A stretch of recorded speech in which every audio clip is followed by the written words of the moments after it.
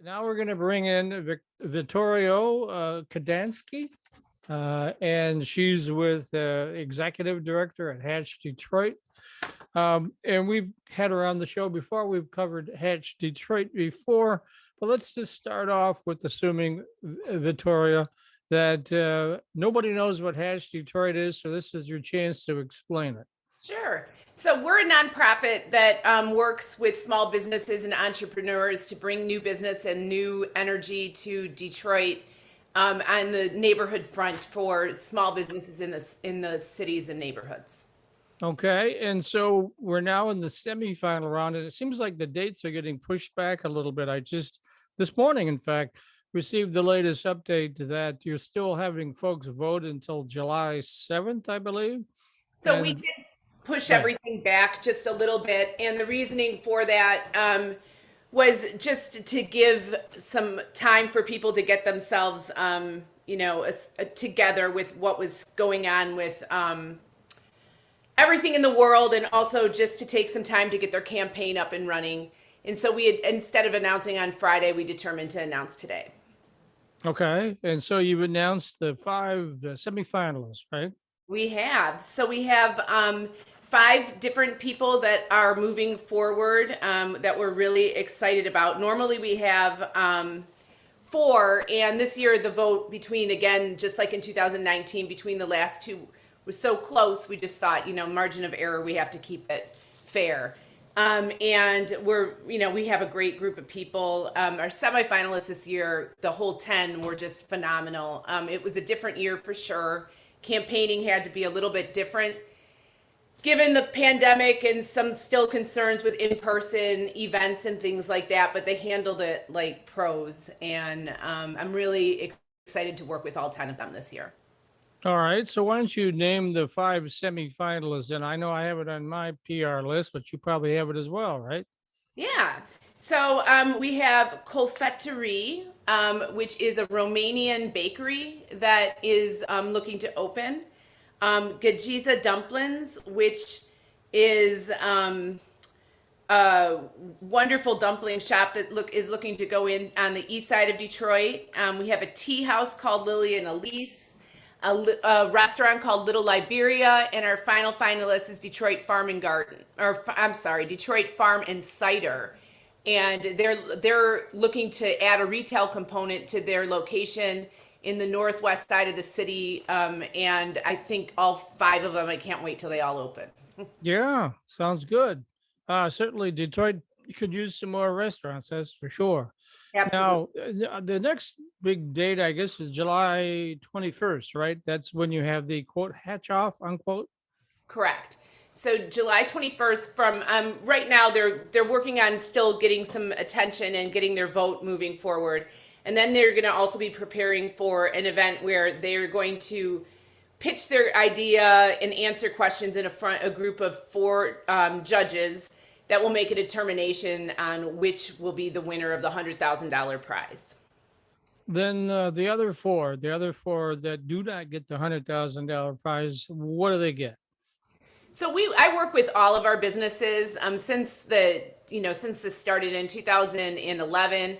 We've helped to open over 46 businesses. This is the ninth year, of the competition. Well, 10th year of the competition, but we were able to open all of those businesses just by working with them. And a lot of that is what a small business needs in order to move forward. Money is definitely a top priority, but it's also the commitment that Comerica Bank is making in addition to that business, that money, and providing some help with their, like, looking at their business plan and different things in coaching. I provide coaching with them and help them find locations. We work with them if they have legal support and needs. And now with our partnership with TechTown, I even have more offerings to provide for pro bono support for small businesses. So it's really a great combination between the three organizations that now are together working on this project.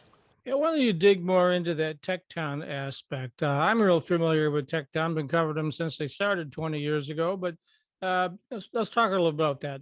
You have incubator space and then all the stuff that comes with TechTown, right? Yeah, so TechTown has evolved over the years to being not only supportive of tech industry businesses, but small businesses and community run businesses. And for several years, Hatch Detroit has worked alongside with them on different projects. We've shared a lot of the same businesses that have come through our doors. And when I was looking to find a place to kind of continue the work of Hatch Detroit, TechTown was the perfect fit for us. It's allowing us to kind of expand our offerings for our small businesses. And suddenly it's not just the sponsors that we've brought in to help small businesses in their work, but also all of the professional staff and help and support from the people at TechTown. So that is like a very important addition for us. And I think it's not just for this year's round of people that are going to benefit from it. It's definitely all of our alumni that are going to be able to kind of plug into this really great place that has, over 50 employees that offer tremendous services for small businesses. Yeah, absolutely. So now the theme tends to be, at least in this year's group of Hatch Detroit folks, is restaurants. Now, has there been like a theme in other years where it's been preponderance of something other than restaurants, or is it pretty focused around restaurants? So we definitely don't only have restaurants involved. The tea house is a little bit of a food-based piece, but it's definitely not a full-on restaurant. I think that if I were to like give you one thing that has always been the consistent, it's the community focus. So it's a place where people can come and feel comfortable, and that's always what we've been looking for in our businesses that go forward. Almost like a third place, or a place that somebody can be outside of their home and interact with their neighbors, enjoy their environment, get, purchase goods, do what they need. This year we have, technically the cider place is not a restaurant either. It's a full retail establishment that will be selling, ciders and apples and things like that. And it's also an event space, which would be very cool. But everybody, just as in families, people do get around food and all that kind of thing. It did bring out the vote this year. So with the 5 that we have, we're really happy that they're together. Let's talk about the overall thrust of the program. It's been some 70 companies that have received some kind of support, be it monetary or not. Let's talk a little bit about the history of the program.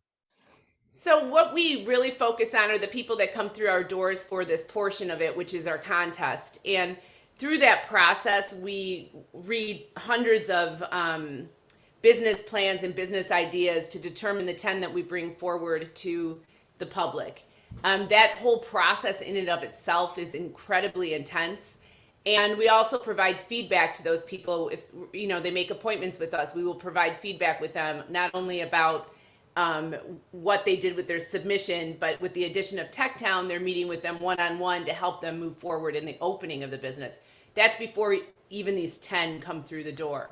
The 10 that I work with after that are really just making sure that they're finding the spaces that they need that their lease and their agreements and the things that they're looking at make sense financially. We help support them through talking through issues that they have, helping them figure out their cost of goods sold, anything that has to do with their business. We provide either some support or find them support to help them along the way. And of course, big support financially comes from Comerica, right? The support from Comerica has been unbelievable through the years. I don't know many places that have had a partner with a sponsor that is a national bank that's lasted as long as we've had, in the way that it's been such a friendly agreement. Like we work together on every aspect of the program. They simply don't just sign a check for us. They absolutely get involved in the process. And I think for me, that's what sets them apart as a partner with us. I'm real familiar with what Hatch Detroit does during the competition phase, but what do you do for the rest of the year? We work with our alumni. So right now, I meet with most of our business owners that have opened, that have had, that have won. I often have meetings with people that have opened that did not quite win. and still kind of support them definitely through the pandemic. We helped our alumni financially through with the $100,000 prize rather than have a competition that year. And also just trying to talk through ways of pivoting their business so that they could stay afloat. So we really do a lot of that one-on-one mentoring throughout the year. And it does take a long time to get a business open. It's not as easy as I think a lot of people think that it is. So. Yeah, I can speak to that. I've been doing this one for 22 years. So let's also talk about if you could add more elements to the Hatch program, what would they be? Gosh, that's a great question. I think honestly, what would be the most important is having access to more affordable leasing and for small businesses, and also just things are skyrocketing, and we all talk about how much the prices are going up on things, but there's really only so much that people can pay per square foot for space. And coming to a realization that you can only sell so many, you can only make so many cookies in a certain location in a certain day to pay for your lease. I think if we could collectively look at areas and have almost protected rent agreement or something that can allow small businesses to thrive, because without them, I mean, we're devoid of interest. It's just like any other city. And I think, we need to support them in any way we can. How environmental and not environmentally, but entrepreneurial friendly, shall I say, environmentally friendly is Detroit now? Has it come a long ways? Is a lot more supportive of entrepreneurs? It's through the years that I've been working on this program, it definitely has changed in a lot of ways for support. I know prior to working with Hatch Detroit, I worked with a business organization in Southwest Detroit that was very, very business friendly. But not a lot of the government programs or the city programs were aligned with the mission of the organization. So that's the biggest shift I see now, is that the city has really aligned itself with furthering the mission of small businesses and seeing the importance of them opening. I would love to see our small businesses have more access to building space and allow them to own their own property. The one thing that has happened over the years is a lot of property has been purchased through investors, and that furthers the problem with rent.